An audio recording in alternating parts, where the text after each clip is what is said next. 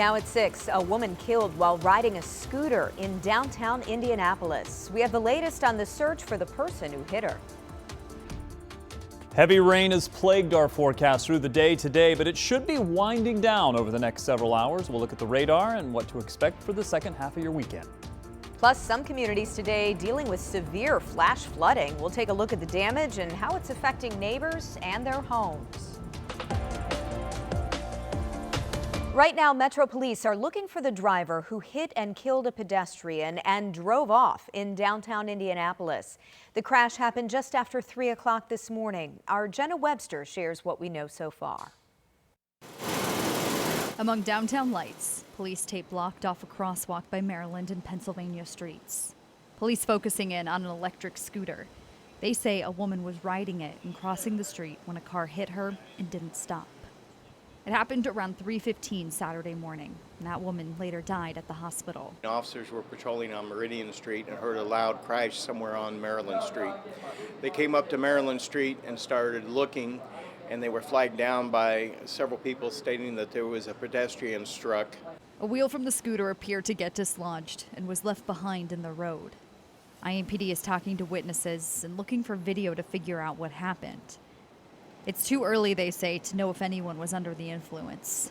Did that person come from downtown, or did they come from the west side and they're heading into work? We have no idea. This is now one of 5 deadly hit and runs this year IMPD is investigating, according to police reports. All involved pedestrians. Traveling by electric two-wheel vehicles like e-scooters and bikes is at the center of growing concern. The faster speeds bring the greater risk for injury. Just this week, Riley Children's Health says it's treated 17 kids for e-bike related injuries. That's more than all of the last 2 years combined. While Saturday morning's crash did not involve a child, the message from police is the same. As you know, state law dictates you're supposed to give right of way to a pedestrian in the crosswalk. To drivers, police say to slow down, especially downtown where lots of people are walking and might not be paying attention. In Indianapolis, Jenna Webster, 13 News. Also tonight, IMPD is investigating a deadly shooting near 2 downtown hotels. This happened around 5 a.m. near Senate Avenue and New York Street. Police say they found a man shot in the parking lot between the Courtyard by Marriott at the Capitol and the Residence Inn by Marriott on the downtown canal. The victim died 20 minutes later. So far, no information about a suspect, but police do believe this shooting started as an argument between 2 people who knew each other. If you have any information, perhaps some video that could help investigators, contact IMPD. Now to Anderson, where a shooting early this morning left 6 people hurt.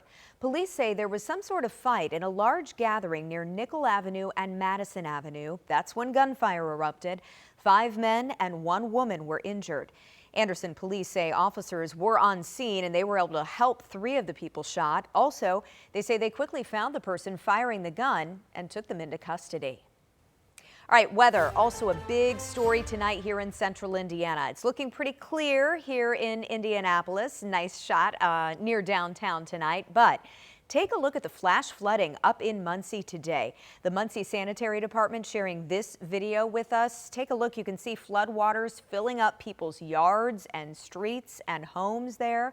First responders tell us they had several water rescues today in Muncie because the rain simply fell so hard and so fast. So, Rob, hopefully all of that rain is behind us for the weekend, and hopefully that water's receding up there. Well, Sunday is certainly going to be a drier day. We still have some of that lingering rain sticking around. I want to show you not only where we are in radar right now, but also how much rain has fallen. Show you where some of those areas had the most rainfall. Right now, a couple of showers. I'm going to get back to that. I want to switch to this estimated rainfall over the last 24 hours.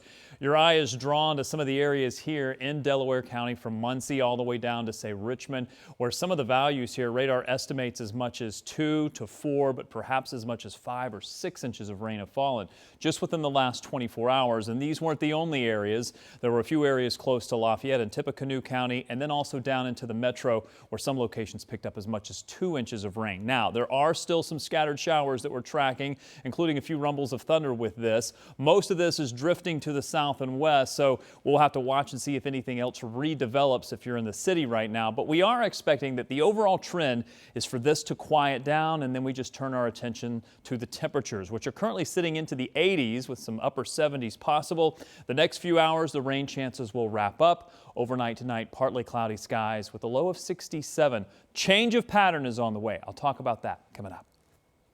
All right, Rob, thanks. I know you're going to be talking about the heat. And remember, you can monitor the heat and any storm chances on our WTHR streaming app. That's where you'll find our live heat map.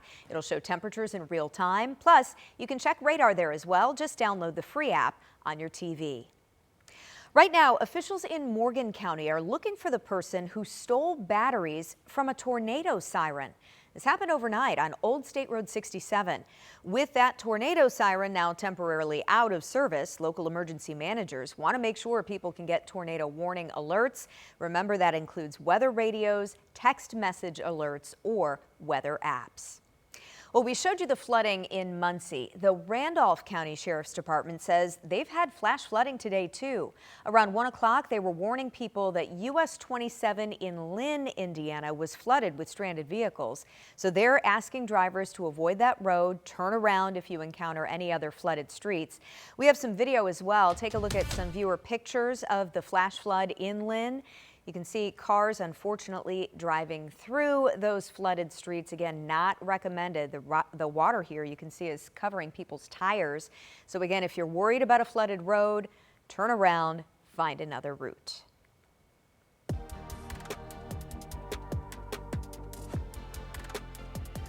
Boy, it's hard to believe, but many families are getting ready for back to school at the end of the month. That's why a local group is helping kids get what they need for free. The Ortho Indy Foundation YMCA is hosting its annual Back to School Fest. They partnered with the Pike Township School District for this event. Organizers tell us they gave out 1,400 backpacks today filled with school supplies. Kids could also get free services like vision screenings and haircuts. Gotta look good for school, right? And family-friendly activities and games there as well. When we see kids get those resources they need and including a free backpack, and to see the brightness and the enthusiasm on their face, it just makes your heart warm. And we just know that we're doing a good thing for the community. Oh, they sure are. The organization has actually hosted this event at Pike High School for the last 10 years. And since then, they've donated about 8,000 backpacks. Still to come tonight, a judge making a big move in the conspiracy case against 4 members of the Proud Boys. How this ruling aligns with President Trump's views. Rob? And the pattern change that we've been advertising is almost here. It arrives tomorrow. Temperatures warming up mid-80s, but it's a drier pattern for sure. How long will it last? I'll show you the 7-day coming up. And more cases of a stomach virus outbreak across the country. How it's affecting us here in Indiana and how you can protect yourself.